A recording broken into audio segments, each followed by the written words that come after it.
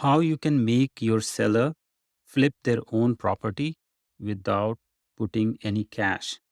Hi, this is Mohammed. I am with eXp Realty, and in this video, I'm going to show you how this cash plus offer works with the hedge fund buyers. So, quickly, I want to show you and give you a case study so that it will be easier to visualize. So, we are going to cover here the cash plus offer. How does it work? And in which scenario and condition it works the best. Also, I will share the max gain for the seller and what does it mean. I will also talk about the commission split if I'm working with a listing agent and what does it mean to the listing agent so that we can work together. So this cash plus offer is an offer of the property at very reasonable comparable market value for a cash transaction. And then the property is resold after a rehab is done if needed. And then the investors make 6% of the offer price as their return. And this 6% is based on the higher sale price, whichever it is. So if the first sale is the higher price, they'll make 6% on that. If the second sale is the higher price, they'll make 6% on that sale. How does it work? The hedge fund buyers, they buy the property for cash within 21 days, the closing gets done, and then it gets ready for the second closing. So in the first closing, the seller usually gets 75%, most likely 75% of the cash offer on their property. So it is important that the seller has enough equity in the property so that after they get the first cash, after the first closing, they should be able to pay off their mortgage and still have some equity left so that it can be used to put it back in the property if it needs a rehab. The buyers, what they do is they keep 10 to 15% on reserve, and that pays for the holding cost and also acts as a hedge against any kind of downside on the property value if it does not sell for that offer price. And I will show you an example as well and different scenarios we can work together. In this case, what happens is buyer work with the original seller to get the property improved and increase the ARV. And the property is again relisted with the listing agent, which will be me in this case. And if it resells for a higher price than the offer price, then the original seller gets the upside, whatever comes up after the renovation cost and everything. But if it resells for a lower price than the actual original offer, then the original seller loses that difference from the reserve. But this is a very rare scenario. At least I have not seen it happen. This is also called as a fee-based model because the investors are making 6% of the sales price as a profit. So this is their fee. This is not a margin where they have unlimited gain. This is limited gain for them as a 6% of the transaction. Also, the intent is to increase the value of the property so that you can maximize the benefit in the resale value. And also, the cash buyers offer flexibility in terms of your closing date and the move out date. So, if the seller needs a couple of more weeks to stay back, they can negotiate. So, it's not that it has to close in 21 days, it could go up to 60 days. Now, take an example here. The offer price was $330,000.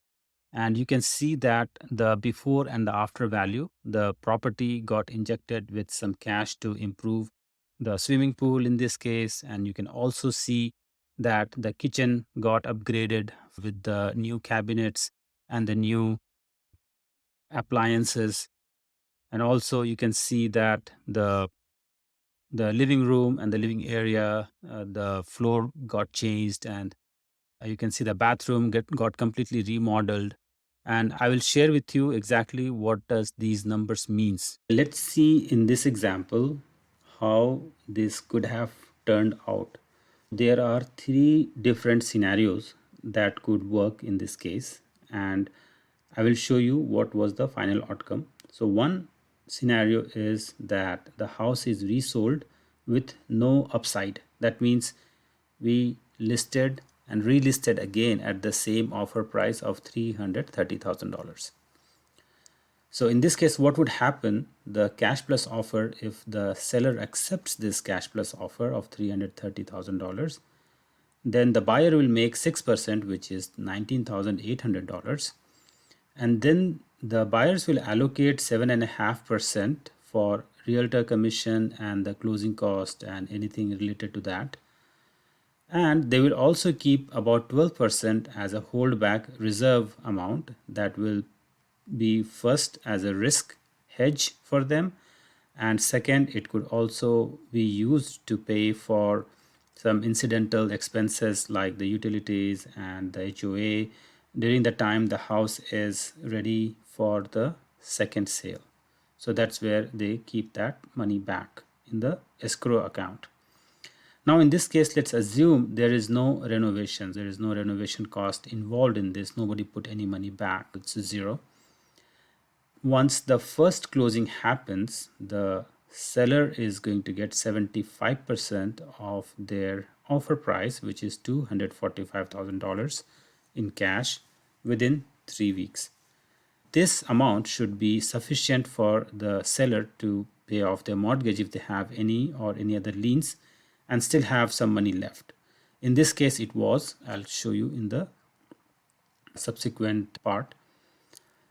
So in this case, once the property, if it gets resold for the same amount of $330,000, then what will happen is the cash after the second closing, which is your holdback or the reserve amount, will be given back to the seller.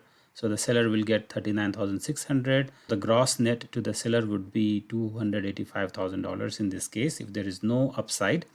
And if the seller already is working with a listing agent on their first sale, then whatever they have agreed to, most cases they will agree to 3% to the listing agent, they need to pay that. So ultimately the net total to the seller with no upside for the property of $330,000 offer value will be $275K, a little change. So this is with no upside. But guess what happened? The property had some potential and it had a huge upside. And what happened in this case was the property was upgraded, as you have seen in the picture. Ideally, they spent about $79,000 or $80,000 back into the property, which increased the value, and it was resold for $555,000 in the open market. And there were multiple buyers situation here, so it immediately got sold for $555,000. And then you can see the total upside was $225,000 in the second sale. What happens after the first sale when the buyer and the seller got $245K? After the second sale, you decrease the amount from your renovation cost plus the increased cash plus the realtor fee and the buyer's fee, because they will be applicable on the higher sale price. In that case, it was a little more than the initial. Now, but still after that, the second sale, the seller got $155,000 cash.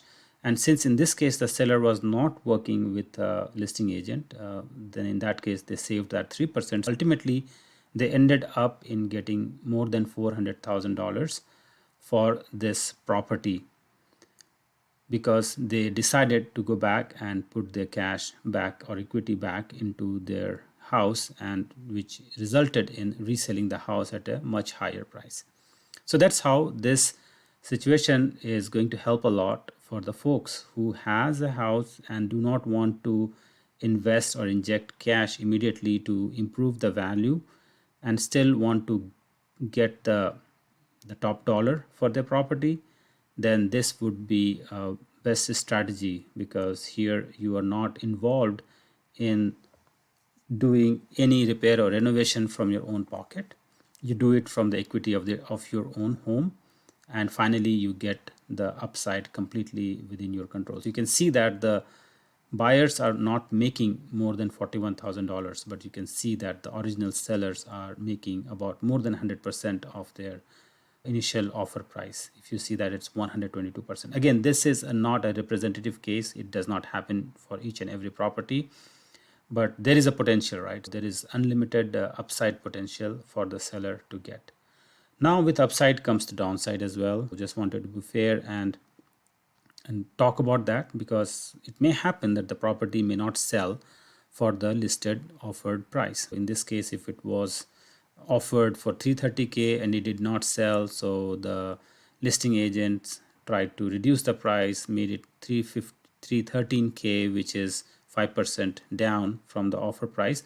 In that case, the downside actually gets deducted from the reserve. That's why the holdback reserve, and that is kind of borne by the original seller. If they are getting the upside, they're also getting the downside, but this portion of downside is very rare. I have not seen, at least myself, but this can happen if the real estate industry goes downturn. Then yes, you may not be able to sell the property at the same offer price. Then in that case, but that downside is still less than 10%. It does not happen very often. This is it. This is the cash plus offer explained. If I have sent you an email, you can go through this video and understand how does it work for your client. You can call me and set up a meeting to explain further.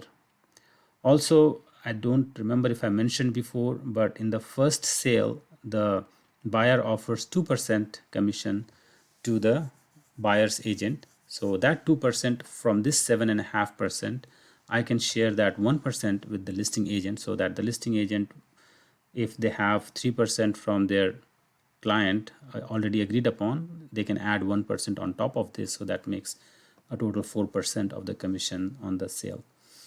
Thank you for watching. Thank you for listening. If you have any questions, feel free to reach out or set up some time in my calendar to talk about this. Have a good rest of your day. Bye-bye.